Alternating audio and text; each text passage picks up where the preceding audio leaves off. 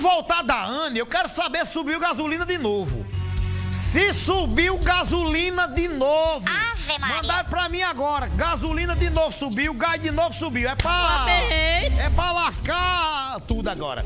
Deixei com a Anne Gomes aqui, até porque a gente registrava agora há pouco aqui que pacientes que foram transferidos de Manaus, né, para continuar o tratamento contra a Covid-19, já estão aqui em solo paraibano. Cadê a Anne Gomes? Na tela do Play, na tela do povo. Não é, mulher, ao vivo? Me diz a hora, é, mulher? Fala, mulher! Não é? Agora, deixa eu dizer, 11h42. Aí tá Bom certo. dia, Erli. Bom dia para toda a família que está acompanhando o nosso Povo na TV. Pois é, esse é o nosso assunto do momento, para atualizar todo mundo sobre essa segunda chegada de pacientes vindos de Manaus. A gente tem acompanhado toda a situação que eles têm vivido lá e a Paraíba feito, né, esse seu papel de colaborar.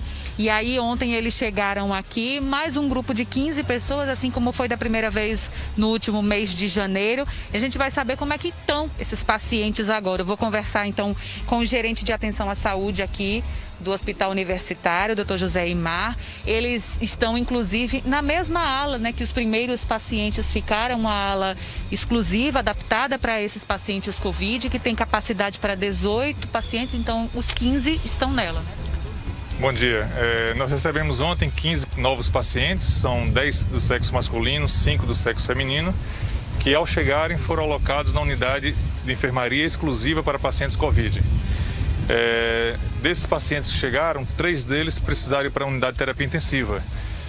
Foi uma medida mais de segurança, de proteção após uma viagem, pacientes potencialmente graves, chegaram à noite.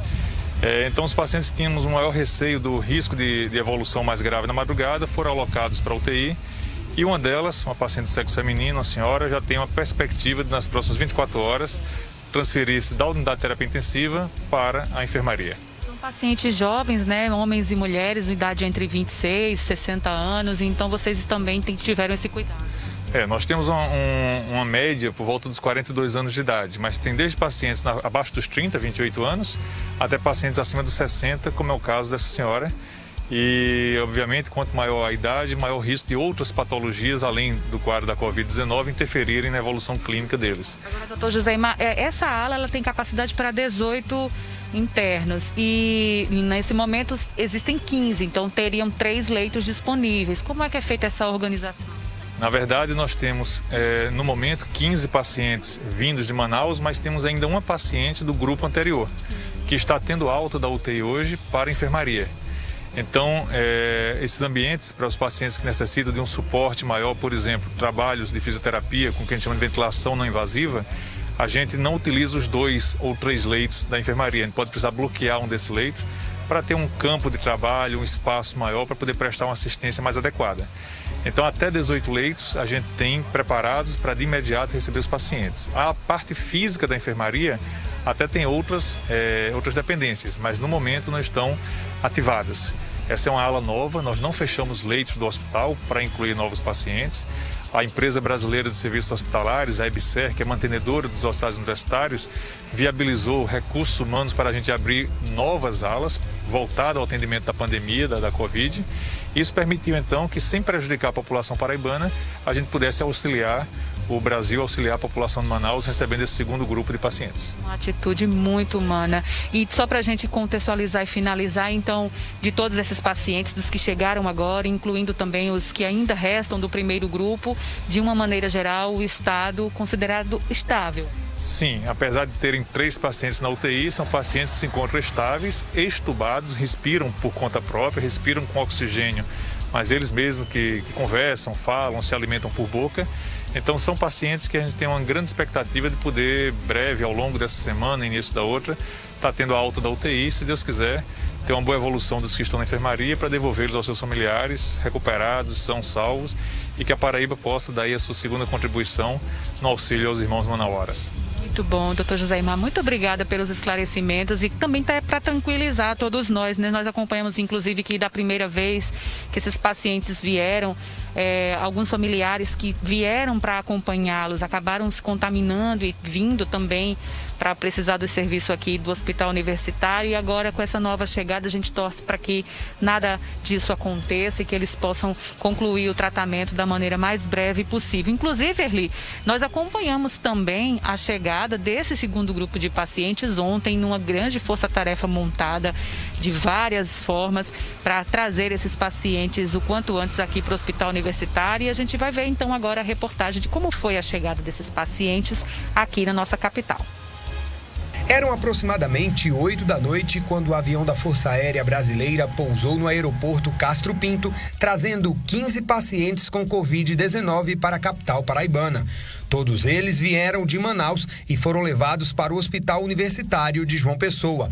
A nova transferência de Manauaras para Paraíba, mais uma vez, tem o objetivo de desafogar o sistema de saúde do Amazonas, que entrou em colapso por conta do elevado número de casos da doença. A Universidade Federal Paraíba tem como foco principal nessa conjuntura o Hospital Universitário, o Hospital Parceiro, o Hospital Escola, que tem à frente o Dr. Marcelo Ticiani. Nós estamos dando todo o suporte, também logístico, apoio ao Dr. Marcelo Ticiani, o hospital, e confiando que a união da Universidade Federal da Paraíba, juntamente com o seu Hospital Universitário Lauro Vanderlei, o Estado e o município, possamos acolher adequadamente os pacientes vindo de Manaus e que tenhamos o sucesso que tivemos com a primeira leva de pacientes, dos quais a maior parte, 15 dos 17, já estão de volta em Manaus. O grupo vai permanecer em tratamento em uma nova ala com 18 leitos, que foi inaugurada na semana passada no segundo andar da unidade de saúde. A estrutura foi equipada para atender pacientes com complicações provocadas pelo coronavírus. Essa é a segunda fase que estamos contemplando os nossos irmãos da região amazônica. Pelo hospital não há nenhuma mudança, porque já estávamos preparados antes mesmo da chegada dos nossos irmãos com o tratamento da Covid que já estava instalado em nosso hospital. Porém, agora, com a chegada desses novos pacientes, tivemos a sorte, tivemos a dádiva de ter inaugurado uma nova ala, uma ala Covid especial para a chegada desses pacientes. Estamos bem preparados, estamos bem montados, recurso humano altamente capacitado e treinado. Temos certeza que a recuperação desses pacientes será a mesma recuperação exitosa que tivemos da primeira equipe de pacientes que tiveram no nosso hospital. Pois é, a nossa torcida é que seja exatamente como foi dito aí na reportagem, né? Que a recuperação desses pacientes seja o quanto antes, e como foi todo o processo montado para a primeira chegada desses pacientes aqui. Então, vou só reforçar. Um grupo de 15 pessoas, né, 5 mulheres e 10 homens, numa grande força-tarefa montada pela Secretaria de Saúde do Estado, o próprio Ministério da Saúde e também o Ministério da Educação, porque a empresa, a EBSER, que gerencia aqui o Hospital Universitário Lauro Vanderlei, que é a empresa brasileira de serviços hospitalares vinculada ao Ministério da Educação, já que trata-se de um hospital-escola, e também a própria UFPB, a Secretaria Municipal de Saúde de João Pessoa. Então, uma grande força-tarefa para ajudar os nossos irmãos de Manaus, que estão enfrentando um verdadeiro colapso na saúde de lá, e a gente aqui fazendo a nossa parte de solidariedade. Erli. Obrigado, Anny Gomes, participando com a gente direto do hospital, ou seja, do HU, onde aí mais 15 pacientes que chegaram do Amazonas.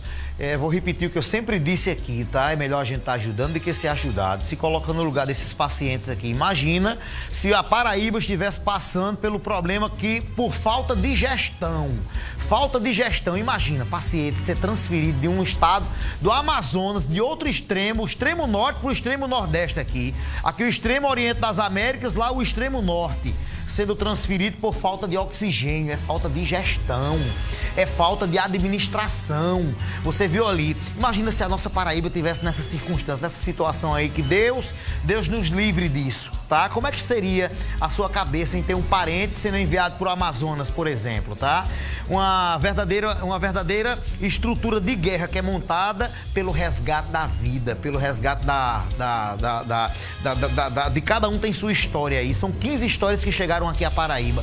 Eu fico muito honrado, tá, em estar fazendo parte dessa história aqui como paraibano, em estar socorrendo pacientes de outro estado distante aqui do nosso Nordeste aqui, tá?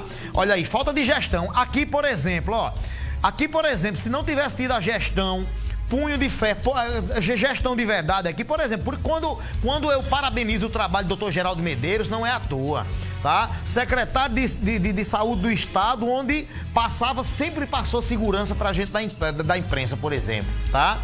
E lá no Amazonas, olha como é que tá lá a situação lá. Por falar em continuar nesse assunto aqui, a Paraíba recebeu ontem mais 56 mil doses, ou seja, do que disse o governador do estado, da arma definitiva contra a Covid-19. Esse lote chegou ontem, desembarcou aqui no aeroporto Castro Pinto por volta de 12 horas, meio-dia, início da tarde de ontem, e a gente acompanhou aqui. Cadê na tela? A quarta